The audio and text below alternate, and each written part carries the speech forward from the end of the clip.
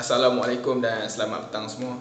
Nama saya Abdul Ishraf. Dalam video hari ini aku akan cakap topik yang sangat memilukan ataupun berita yang menduka citakan, iaitu mengenai Siti Nursuria binti Ismail yang baru-baru ni meninggal, yang mati dibunuh oleh kawannya sendiri.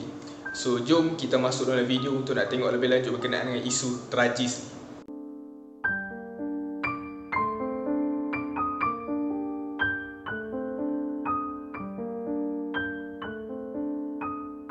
Siti Nursuria merupakan seorang remaja perempuan yang berusia 19 tahun. Dan kalau abang tengok family dia ni kan, family dia ni boleh kata family yang besar lah. Dia mempunyai 7 orang adik-beradik dan dia adalah anak yang kelima daripada 7 orang adik-beradik. Siti Nursuria, dia bercita-cita untuk menjadi seorang pelukis plan. Tetapi dia terpaksa melupakan hasrat dia untuk sementara ni sebab untuk nak menjaga ibunya yang menghadapi penyakit kanser otak tahap 3. Bapa Suria juga dia ada berita kat media tempatan. Suria dia telah mendapat tempat untuk nak menyambung pelajarannya di Akademi Binaan Negara pada Januari tahun depan. Tapi sebabkan mak dia duk menghadapi penyakit kanser ni, dia terpaksa menangguhkan pelajaran dia juga.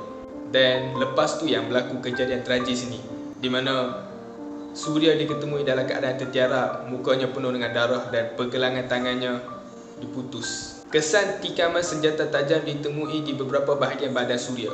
So yang ni adalah exact situation apa yang berlaku pada hari tu. So semasa kejadian, ibu Suria yang sakit yang berada dalam bilik dia tu, dia tidak dapat dipastikan sama ada dia menyedari atau tidak kejadian itu kerana ibu Suria yang bernama Zaini Musa yang berumur 55 tahun yang tak mampu bercakap sebab menderita dengan penyakit kanser otak tahap 3. And pada jam 2.30 petang 1 November lah kan, Siti Nurliana Syuhada, itu adik kepada Siti Nursuria yang berumur 15 tahun ni, dia balik ke rumah dia, pulang dari sekolah lah kan. Dia pulang ke rumah dari sekolah dia.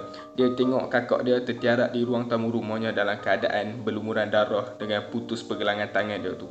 So kejadian ni berlaku di kampung Lubik Batu, Telembung. So Nurliana dalam keadaan takut, ketakutan, trauma dan sedih lah kan, tengok kakak dia dalam keadaan macam tu. Dia keluar daripada rumah dan dia call bapak dan abang dia untuk bagi tahu lah satu tragedi macam tu. So hubungan Nurliana dengan kakak dia tu sangat rapat lah, sangat erat. Dengan kakak dia yang selalu menghantar dan menjemput dia, Nurliana ni, dari sekolah setiap hari.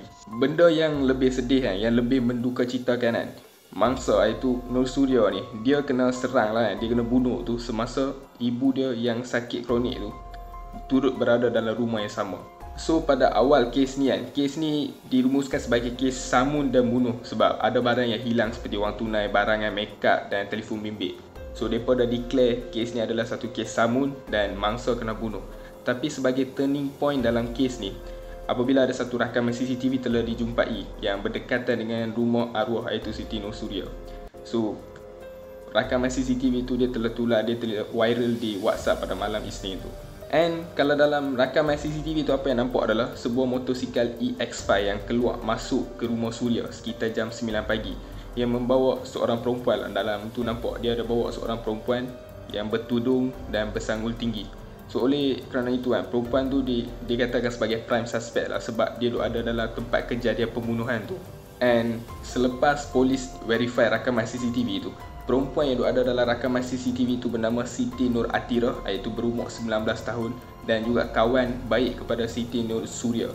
Dan perempuan ni yang dimasukkan dalam rakaman CCTV yang viral tu. Dan lepas tu Atirah lah kan, Siti Nur Atirah ni dia disuat siasat oleh polis berhubung dengan kejadian tersebut. So polis macam mana pun mendapati keterangan Atirah ni, dia macam tak boleh nak percaya lah, macam mencurigakan sebab soal siasatan tu dia lebih lanjut kemudian dilakukan. So daripada hasil siasatan tu, apa yang dapati adalah Siti Nur Atirah, iaitu yang berumur 19 tahun ni, kawan yang pernah bersekolah dengan Siti Nursuria dari tingkatan 1 hingga tingkatan 5 ni, di badan Atirah ni terdapat kesan kecederaan, gigitan di tangan dipercayai akibat daripada pergaduhan tu lah kan. So Atirah ni dia mengakui dia pergi rumah Suria pada jam 9 pagi dan Atirah juga mengakui dia telah membunuh mangsa, iaitu dia yang membunuh Siti Nursuria ni. And sebab yang dibunuh tu adalah ketika dia duduk bersembang tu kan, telah berlakunya macam perselisihan faham lah sehingga dia bawa benda tu sampai pergaduhan. So mereka dua tu bergaduh di kawasan ruang tamu di rumah Suria tu lah. So semasa dalam pergaduhan tu, Atirah dia ambil sebilah pisau pemotong sayur tu kan yang berada di ruang tamu. Lepas tu dia memotong tangan mangsa iaitu Siti Nursuria beberapa kali sehingga terputus. Dan juga dia terdapat kesan luka akibat tetakan pada kat muka Surya, leher dan dada tau. So menurut pihak polis kan, ketika bersembang, berlakunya macam kata-kata menimbulkan kemarahan kat Atirah ni. So dipercayai Atirah ni dia marah lah kerana disindir, dan juga dia dilaporkan tinggal 2 km dari rumah mangsa iaitu Siti Nur Suria. So barang-barang Siti Nur Suria yang hilang dari rumahnya tu, dia dijumpa di dalam rumah Atirah. So barang seperti wang tunai, telefon bimbit dan barang makeup seperti aku cakap tadi tu. Tapi pisau senjata pembunuhan utama yang Atirah guna untuk bunuh Siti Nur Suria tu tak jumpai, dan polis masih duk cari dan dikesan oleh pihak polis.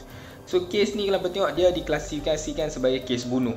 And polis mendakwa Atirah ni dibawakan 302 kanun keseksaan, dan juga dia bukan kes samun tapi dia adalah kes bunuh. Dan dari maklumat yang dapat tu adalah rompakan atau samun tu dilakukan sebagai samaran untuk nak cover benda ni lah. Macam sekarang dia buat benda ni macam berlakunya samun dan bunuh untuk nak cover kejadian sebenar. Dan juga pihak polis dia beritahu ibu mangsa itu, Ibu Siti Nur Suria, tidak boleh jadi saksi sebab keadaan yang sakit dan kesukaran untuk bercakap atau bertutur. Dan pihak polis dia beritahu Atirah ni akan direman pada 2 November dan telah mendapat perintah reman lah selama 7 hari bermula 3 November sampai 9 November. And keadaan bapa Siti Nur Suria memang sangat sedih, dan juga bapa dia mendapat simpati dari netizen di media sosial. So anda boleh bayangkan lah keadaan bapa dia sekarang kan, dengan pemergian anak dia yang muda ni, dan isteri dia yang sekarang menghadapi penyakit kanser otak ni. And bapa dia tak expect pun, macam kata anak dia akan dikena bunuh dengan kawan baik dia sendiri, Atirah ni kan. Sebab ada sebelum beberapa hari tu Siti Nur Suria dia ada beritahu ke bapa dia tak berkawan, tak rapat seperti dulu dengan Atirah ni. Dan juga Atirah ni juga dia banyak kali juga dia pernah singgah ke rumah Siti Nur Suria ni kan. So dia pun macam rapat lah dengan family dia semua tu. Tapi bapak dia macam tak boleh nak percaya lah, kata dia kena bunuh dengan kawan dia sendiri.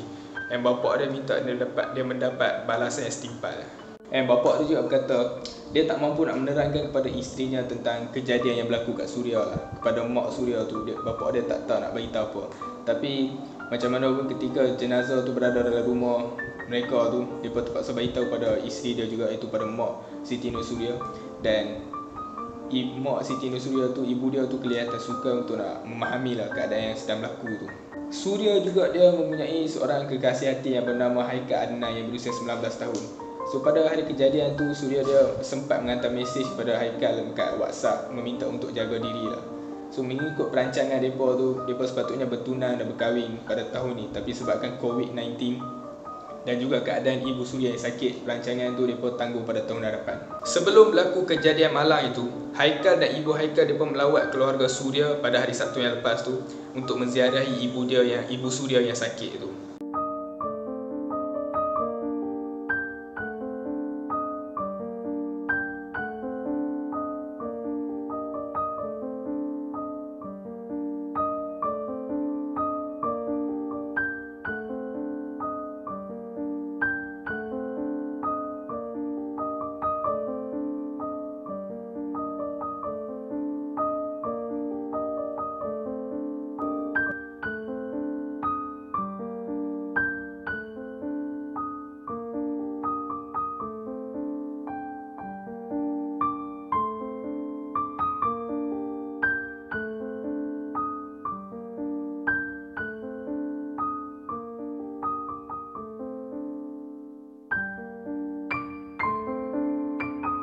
So selepas aku baca isu ni kan, aku macam tak tahu nak cakap apa lah. Aku jadi macam speechless lah. So apa pun kita berdoa yang baik-baik je. Kita sedekahkan Al-Fatihah kepada arwah Siti Nur Suria ni. And suspek yang dikenali dengan Siti Nur Atirah ni, dia ni still under suspect lagi. So apa pun nanti kita tunggu apa yang akan berlaku pada dia. So yang tu je aku nak cakap dengan video ni. So kalau apa suka video ni, share video ni kat kawan-kawan apa. So nanti aku jumpa apa video 5 minit. Terima kasih. Ciao.